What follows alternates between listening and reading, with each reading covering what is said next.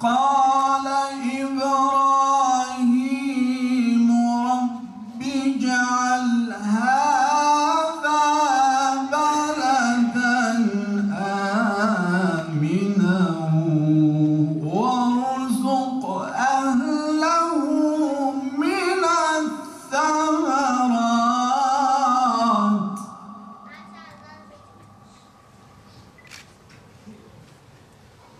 وارزق أهله من الثمرات من آمن منهم بالله واليوم الآخر. Örtümüze el uzatanların karşısındaydık. Afganistan, Çeçenistan, Bosna ve Filistin cihatlarına destek onurumuzdu. Kardeşlerimizin derdiyle ayakta ve meydanlardaydık. Çünkü biz milli gençliğiz. Mücahit yarınlar senin, yere değil göğe varan kök senin.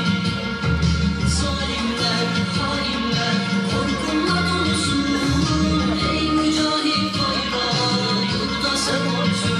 Sen önceki öğretmenlerin diyarında olsan da dersin sürüyor.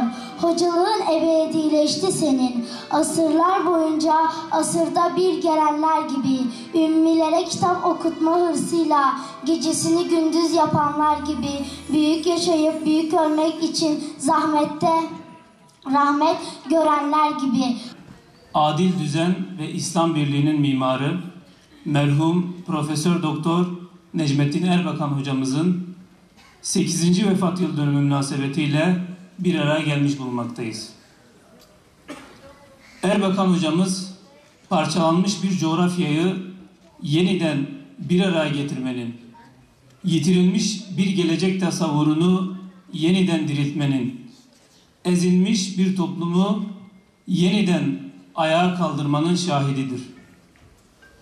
Bizler de onun canıyla ve malıyla Allah yolunda cihad ettiğinin şahidiyiz. Allah ondan razı olsun. Şehadetini ve hicretini mebrur eylesin. O bir çiçekle bahar gelmez diyenlere inat, her bahar bir çiçekle başlar diyerek atıldı yollara. Ve Anadolu'da milyonlarca çiçeğin açılmasını sağladı. Çeşitli hile ve desiselerle yasaklı ilan edildi. Partileri kapatıldı ama o yılmadı. Herkesin bitti zannettiği bir zamanda yeniden başlamanın heyecanı içerisinde daha yapacaklarım var diyerek öne atıldı. Hasta yatağında dahi üzerine aldığı ağır emanetin hakkını vermeye çalıştı. Erbakan hocamız ümmetin sesi ve yeniden dirilişi oldu. Ezilenler için umut ışığı, sömürenlerin kabusu oldu. Mısır'daki haksız idamları durdurmak için heyetler gönderdi. Irak'ta birbirine düşen Müslümanları barıştırdı. Barış harekatıyla Kıbrıs'ta yaşanan zulümlere son verdi.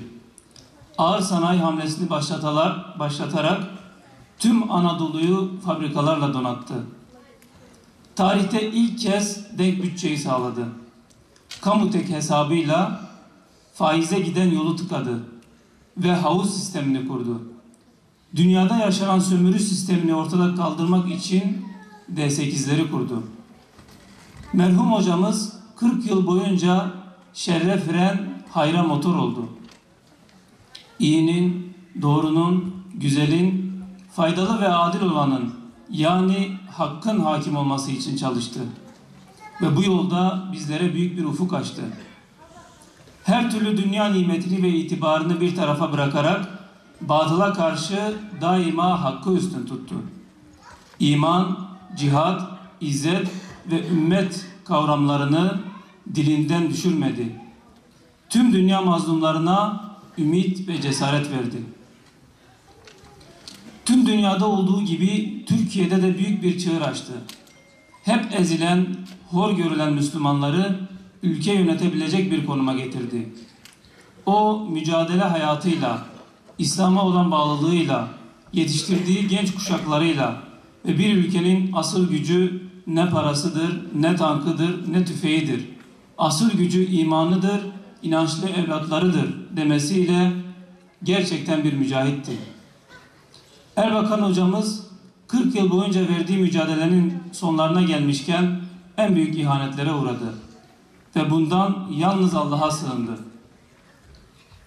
İman ediyorsanız en yüce sizsiniz ayetini gönüllere nakşetti. Düşüncelerinden, duruşundan, ideallerinden taviz vermeyen birisi olarak göçüp gitti bu dünyadan. Ve sonunda milyonların katıldığı mütevazı bir törenle Rahman'a kavuştu. Evet, hüznü bugün de hala ciğerimizi yakıyor. Ama bizlere bıraktığı emanet gün gibi önümüzde duruyor. Bu mirasa sahip çıkmak hepimizin boynuna bir borçtur. Merhum Erbakan hocamız fırtınalara yön veren kelebeklerin kanat çırpışıdır demişti. Şükürler olsun ki kelebekler kanat çırpmaya devam ediyor.